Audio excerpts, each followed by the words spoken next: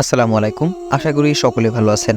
আজকের এই ভিডিওতে আমি দেখাবো কিভাবে আপনার হাতে থাকা মোবাইল ফোন অথবা ল্যাপটপ কিংবা ডেস্কটপ দিয়ে কিভাবে ইউটিউব চ্যানেল খুলতে হয়।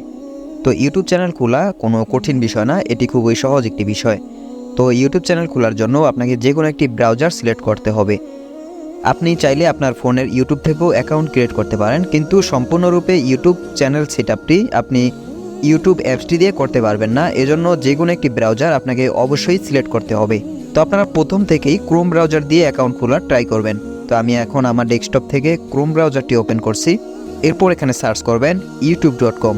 তো যখন ব্রাউজারে ইউটিউবটি অন হয়ে যাবে তখন যে কাজটি করতে হবে, উপরে কর্নারে দেখবেন একটি জিমেল লগ ইন করা থাকবে। যদি জিমেল লগ ইন করা না থাকে তাহলে অবশ্যই আপনার জিমেলটি লগ ইন করে নেবেন।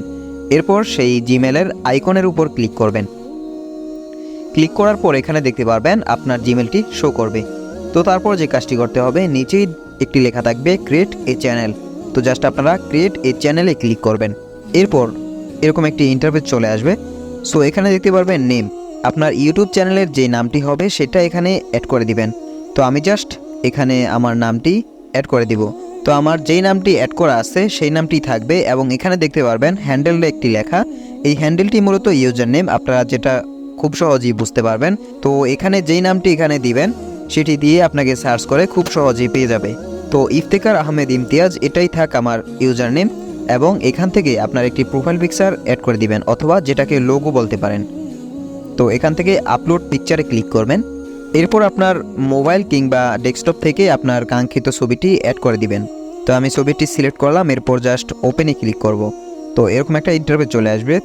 তো একটু কাস্টমাইজ করে নেবেন। এখান থেকে আপনারা যদি একটু ক্রপ করতে চান তাহলে এখান থেকে ক্রপ করতে পারেন। তো জাস্ট এখানে আমার এটা সিম্পলি ঠিকঠাক মতোই বসে গেছে। তো আমি এখান থেকে জাস্ট ডানে ক্লিক করব। অলরাইট, আমার ছবিটিও এখানে অ্যাড হয়ে গেছে। তো জাস্ট এখান থেকে ক্রিয়েট চ্যানেলে ক্লিক করতে হবে। এরপর আপনাকে একটু অপেক্ষা করতে হবে।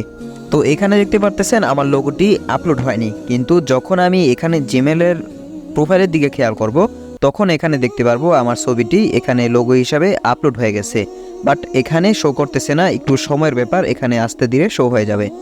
তো এখন যে কাজটি করতে হবে, পরবর্তী কাজগুলো করার জন্য কাস্টমাইজ চ্যানেলে ক্লিক করতে হবে।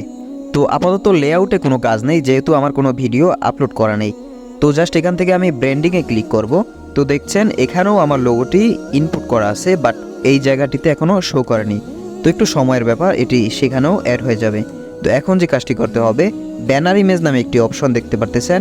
তো এই ব্যানার ইমেজটি মূলত ইউটিউব চ্যানেলের ব্যানার, যেটাকে আপনারা কভার ফটো নামে চিনে থাকেন।